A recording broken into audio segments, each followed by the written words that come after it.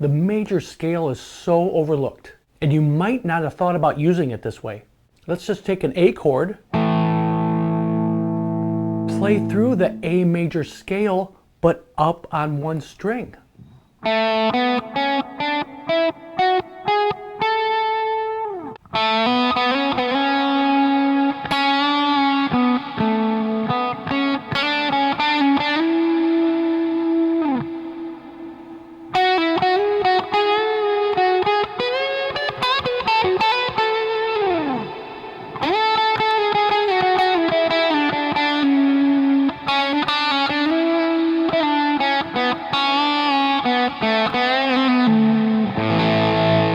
That's using the A major scale on just one string, the G string.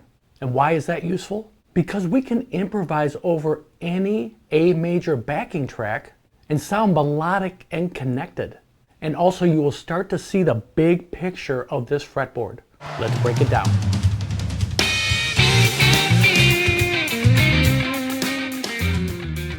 So this will work in any key, but let's use A major for these examples. We have the A chord, the A major scale on the G string,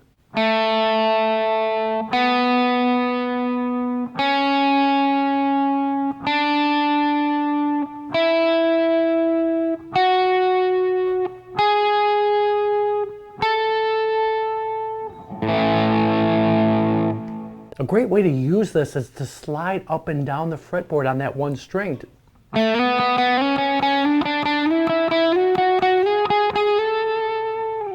You can just hit the note twice and slide up to the next note in the scale.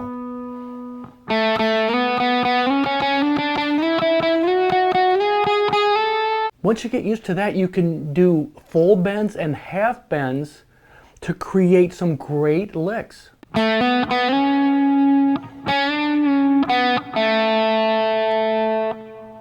A little half bend there in the 6th fret of the G string. 4, 2. You're trying to just do that half bend to this note, which is in the 7th fret, but just doing it in a more musical way.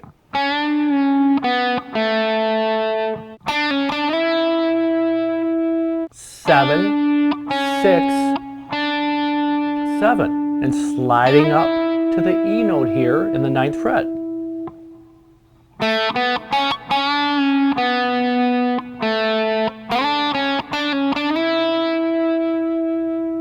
Still walk right up.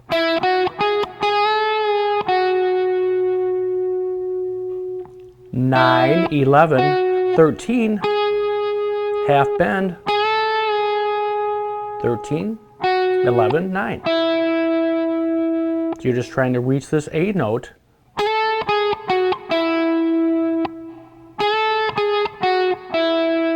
But when you do that little half bend, it is really a musical thing to do. It just sounds bluesy.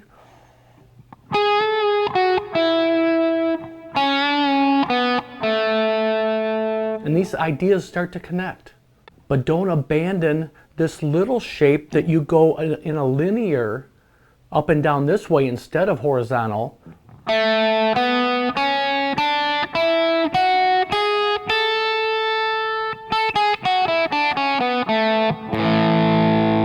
If you connect this with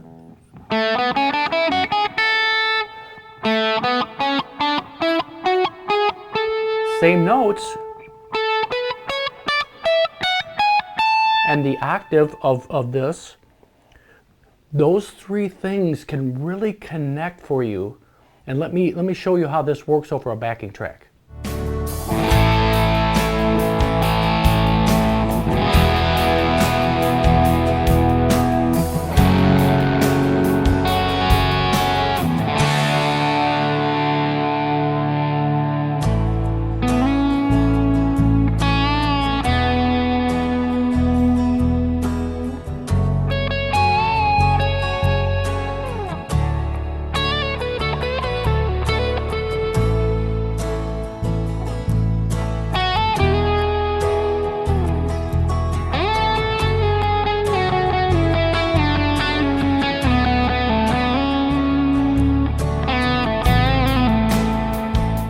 So I was trying to follow the chords somewhat, but you have a lot of freedom by the slides you can do up and down the one string.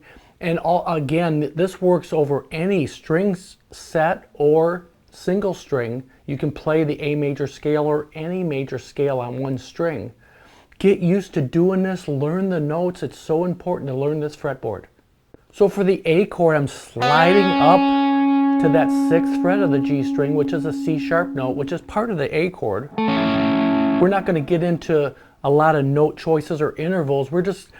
I want you to look down at this fretboard and see some of these shapes, scale shapes and chord shapes. A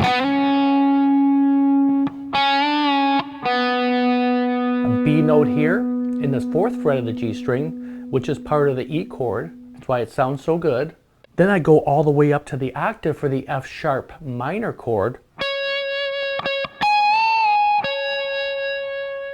So 14th fret, I'm really locking into that C sharp note of the B string. 16th fret, a half bend on the E string, and then back to the B string.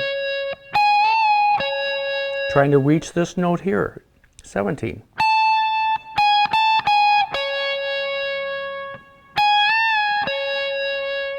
You are in, if you know the A major pentatonic, it's right there, but this scale is also the 7-note scale. The 5-note scale is the pentatonic. You need to be able to see both of those. The major scale is just a way to sound melodic and connected on this fretboard. And then as it goes to the D chord, just a little piece of the A major scale, 14 to 15, and pulling back off. 16 on the G string, back to the A note on the 14th fret. And you can do a little half bend here too, a bluesy. But these ideas all connect.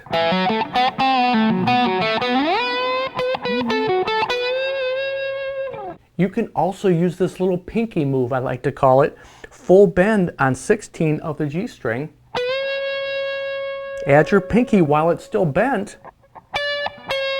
Release back to the 14th fret of the A note. You can do it here too.